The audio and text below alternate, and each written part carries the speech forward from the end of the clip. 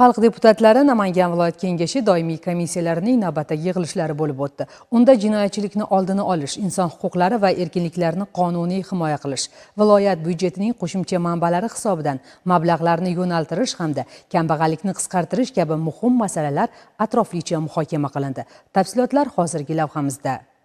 Xalq deputatlari Namangan viloyat kengashi doimiy komissiyalarining navbatdagi yig'ilishlarida doimiy komissiyalar a'zolari, deputatlik guruhi rahbarlari ishtirok etdilar. Unda 21 masala ko'rib chiqildi. Jumladan mahalliy byudjet, tadbirkorlikni rivojlantirish va iqtisodiy islohotlar masalalari bo'yicha doimiy komissiya yig'ilishida o'zboshimchalik bilan egallab olingan yer uchastkalari hamda ularda qurilayotgan bino va inshootlarga bo'lgan huquqlarni e'tirof etish, xavfsiz va ravon yo'l tamoyili asosida amalga oshirilayotgan ishlar, viloyat byudjetining qo'shimcha manbalari hisobidan mablag'larni yo'naltirish, Mingbuloq tumanida kichik sanoat zonasi tashkil etish kabi o'ndan ziyod masalalar muhokama etildi. Korrupsiyaga qarshi kurashish va xavfsizlik masalalari bo'yicha doimiy komissiyasida esa jinoyatchilikni oldini olish, majburiy ijro byurosi tomonidan 2025 yil davomida aliment undirish bilan bog'liq hujjatlar ijrosi hamda inson huquqlari bo'yicha vakili ombudsmanning axboroti eshitildi. Yig'ilishda birgina viloyat byudjetida shakllangan 13 milliard so'mdan ziyod erkin qoldiq mablag'lari hisobiga hududdagi asosiy 8 ta ko'chani rivojlantirish, Yangi O'zbekiston bog'ini tashkil etish, viloyat musiqali drama teatri, O'zbek milliy maqom san'ati, O'zbekiston davlat filarmoniyasi, viloyat bo'limlarining moddiy texnik bazasini yaxshilash kabi boshqa masalalar deputatlar ishtirokida muhokama etilib, bu borada fikr-mulohazalar bildirildi. Boshqarmamiz tomonidan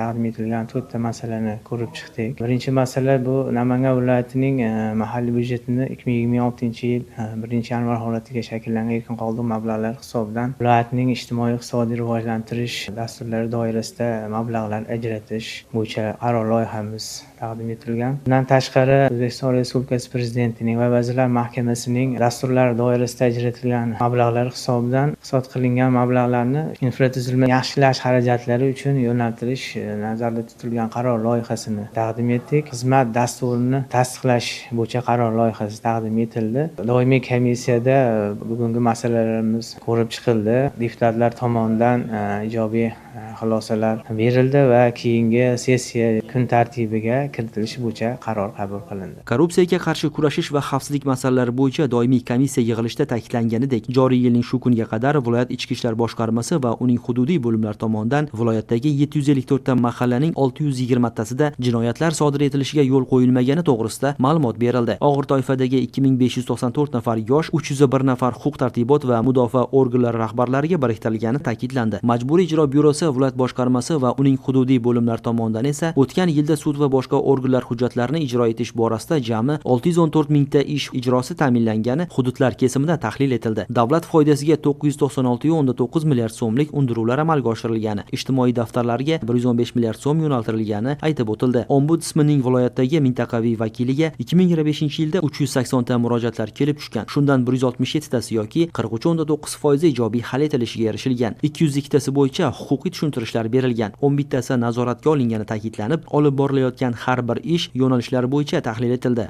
O'tgan 2025-yilda ombudsman tomonidan 45 marotaba monitoringlar tashkil etildi. Ushbu monitoringlar demak jazoni ijro etish kolonnalarida, tergov postxonasida, vaqtincha saqlashlarda, reabilitatsiyada, ruhiy kasalliklar shifoxonasida, barcha joylarda demak deputatlarimiz bilan hamkorlikda ishlab borib, u yerlarda monitoringlar olib borildi. 2026-yil hozirgi kunga qadar ham hamkorlikda juda ko'p tashkilotlar bilan ishlayapmiz. Ayniqsa deputatlar bilan demak joylarda chiqib fuqarolarni qiynayotgan murojaatlar, muammolari bo'yicha ishlayapmiz. Komissiya yig'ilishida 2025-yilda ombudsmanning amalga oshirilgan ishlari ko'rib chiqilyapti.